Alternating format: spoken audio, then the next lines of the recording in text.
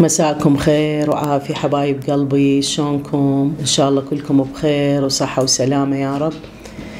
مثل ما تشوفون أكلتنا اليوم كباب الطاوة العراقي اللي كل العراقيين يحبوه، ومكوناته موجودة وبسيطة وسهلة إن شاء الله.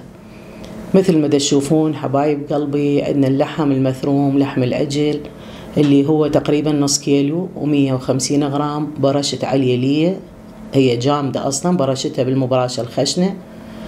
وراح نستخدم مثل ما تشوفون عندنا الخضار اللي هي استخدمت نص راس بصل وطماطاية والكرفس. الكرفس هو اللي ينطي نكهة وطعم، واللي طبعا هو هذا سر الطعم. وما راح استخدم غير بس الملح. نثرم البصل ناعم، ايش قد ما تقدرون تثرموه ناعم يكون أحسن. مثل ما تشوفون حبايبي تتبعون هاي الخطوات وكلش سهل، وما تضيفوا لا بهارات ولا أي شيء، راح يطلع وياكم كلش طيب، لأن السر هو بالليه وبالكرفس. شوفوا شلون ثرمت البصل ناعم حبايب. راح ننزله بهذه البولة، أو نقول عليها إحنا النجانة، نسميها بالعراقي النجانة البلاستيك. وهنا عندنا مثل ما تشوفون الطماطة شلون راح نسويها كلش ناعمة. كل ما تسووها خفيفة تطلع عندكم ناعمة.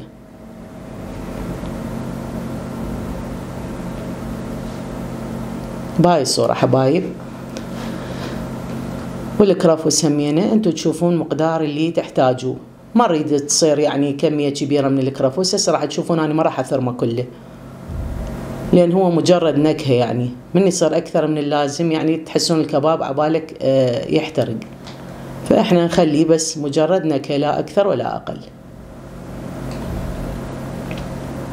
كل الخضار تنثرم ناعم.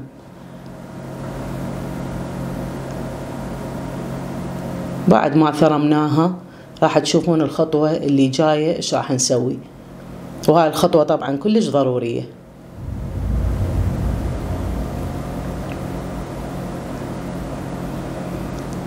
راح نضيف الملح هسه مثل ما تشوفون ويانا حبايبي.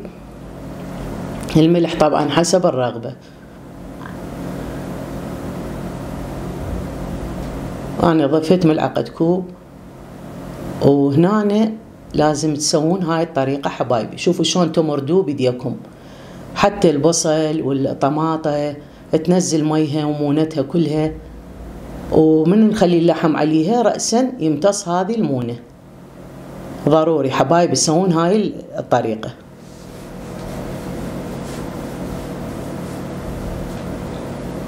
الطحين هنا أنا حاطة 200 غرام، بديت أضيفه بالتدريج لحد ما أشوف إنه الكباب إنه فعلا راح يلزم عندي بالطاوة وما راح ينفتح وياي، وبنفس الوقت بكمية لحم حلوة. شوف هسه أني شفت اللحم كلش هواية فضفت الطحين كله.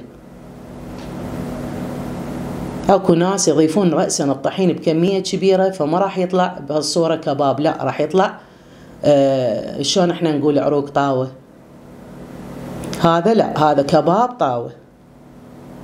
بهاي الطريقة خلصنا حبايب. وطبعا راح اسوي لكم مقبلات الباذنجان وياه، كلش طيبة وبسيطة. نقطع الباذنجان ثخين مثل ما تشوفون، ونخسله ونملحه، وبعدين نقليه بالاخير. هسه احنا راح نقلي الكباب. تخلون فد كاسه يمكم تخلون بيها المي حتى تبللون ايديكم بيها، وتسووا بشكل طولاني حتى يطلع شكله مثل الكباب. بهاي الصورة حبايب. وما تسووا لا ثخين ولا كلش خفيف، يعني معقول، لان هو بيه كمية لحم يعني هواية، فراح يطلع وياكم كلش طيب. نكملها بكل هاي تشوفون الطريقة نفسها. هنا بدأ يحمر عندي الوجه الأول، قلبته على الوجه الثاني.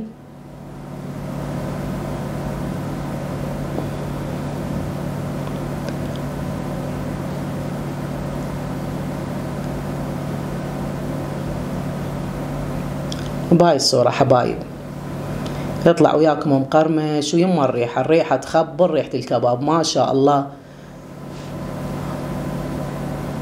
خلصنا من الكباب. هسه نعصر الباذنجان اذا بيه مي حتى ننزله ونقليه.